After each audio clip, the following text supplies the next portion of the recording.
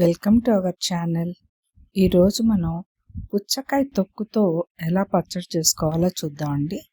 లోపల పల్ప్ అంతా జ్యూస్గానో లేదా డైరెక్ట్గానో తినేస్తాం. పల్పును పారేస్తాం. అలా కాకుండా దాన్ని బాగా కడిగేసుకొని చిన్న చిన్న ముక్కలు, మనం దోసకాయకి చేసుకుంటాం చూడండి, అలా చిన్న చిన్న ముక్కలు చేసుకొని పక్కన పెట్టుకుందాం. మనకి ఎంత కావాలో అంతే చేసుకుందాం. ఈ తొక్కుతో కూర కూడా చాలా బాగుంటుందండి, అది కూడా చేసుకోవచ్చు. అది ఇంకో మాట చూద్దాం.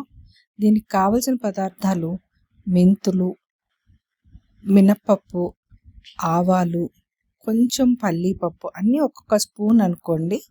చూడండి, శనగపప్పు పల్లీపప్పులు ఇన్నే తీసుకున్నాను నేను, ఎక్కువ వేయద్దు మరి.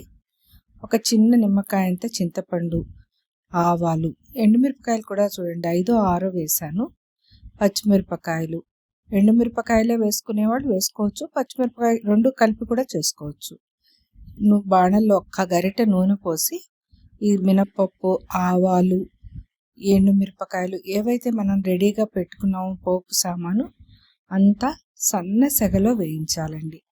ఒక చిన్న స్పూను ఇంగువ కూడా వేసుకుంటే టేస్ట్ బాగుంటుంది. ఇంగువ వద్దు అనుకునేవాళ్ళు వెల్లుల్లి కూడా వేసుకోవచ్చు. బాగా అన్నీ వేయించుకున్నాక ఈ ఎండుమిరపకాయలు చూడండి ఎరుపు తిరుగున్నాయి కదా, అంటే మరీ ఎక్కువ అయిపోతే నల్లగా మారితే పచ్చడి రంగు మారిపోతుంది. అందుకని ఎండుమిరపకాయలు తీసేసాను. చూడండి, ఆవాలు పటపటలాడేదాకా వేయిద్దాం దీన్ని. ఇవి వేగుతున్నాయి కదా, వేగాక ఈ పోపుని మనం ఒక గిన్నెలో తీసేసుకుంటున్నాం. పోపుని గిన్నెలో తీసేసుకున్నాక అందులో కొంచెం నూనె మనం బాణల్లోనే ఉంచేసుకుందాం. ఆ బాణల్లో ఉంచుకున్న నూనెతో మనం చూసారా తీసేసాను అదంతా కూడా. ఈ నూనెను మళ్ళీ అందులో కొంచెం పోసుకోవచ్చు, లేదా బాణల్లోనే కొంచెం నూనె అలా అట్టే పెట్టేసుకోవచ్చు. ఆ నూనెలో మనం ఇప్పుడు తరిగి పెట్టుకున్నటువంటి పుచ్చకాయ ముక్కల్ని అందులో వేసాను. ఈ పచ్చిమిరపకాయలు కూడా అందులో సన్న సెగలో వాడ్చాలి. మరీ ఎక్కువగా అక్కర్లేదు, కొంచెం లైట్గా వాడిస్తే చాలు. చూడండి, కలర్ ఏం అంతగా మారలేదు, కానీ చాలా హెల్త్కి చాలా మంచిదండి ఇది. చూస్తున్నారు కదా, ఈ మాత్రం వేగితే చాలు. ఇంకా నెమ్మదిగా స్టవ్ ఆఫ్ చేసేద్దాం. బాణలు వేడికి కొరవ కూడా వేడెక్కిపోతుంది, బాగా మగ్గిపోయినట్లుగా అయిపోతాయి. మిరపకాయ కూడా చూడండి కలర్ మారిపోయింది కదా.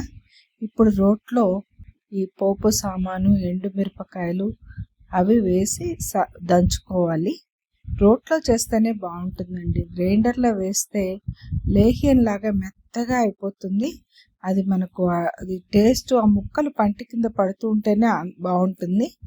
చూశారు కదా, అన్ని పచ్చిమిరపకాయలు వేసేసాను, ఇంగువ, పోపు 3/4 పోపు వేసేసానండి.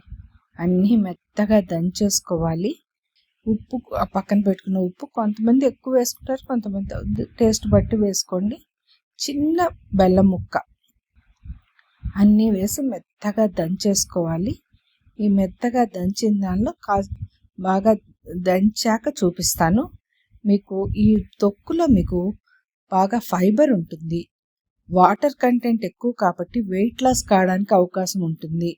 రెండవది సి విటమిన్ ఉంటుందండి, రోగనిరోధక శక్తిని పెంపొందిస్తుందండి. మలబద్ధకాన్ని కూడా చాలా మటుకు ఇది తగ్గించేస్తుంది. ఇంకోటి ఏంటంటే ఇందులో పచ్చిమిరపకాయలు, మనం ఎండుమిరపకాయలు వేసాం కాబట్టి క్యాన్సర్కి కారం మంచిది అని చెప్తున్నారు. ఆవాలు కూడా మనకు జీర్ణశక్తిని పెంచడంలో ఉపయోగపడతాయి.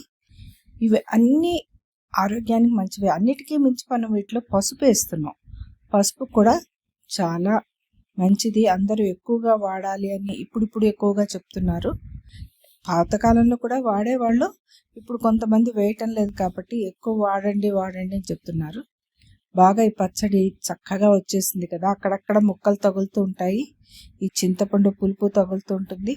చూడండి ఎంత బాగా వచ్చిందో, మీరు కూడా ట్రై చేయండి.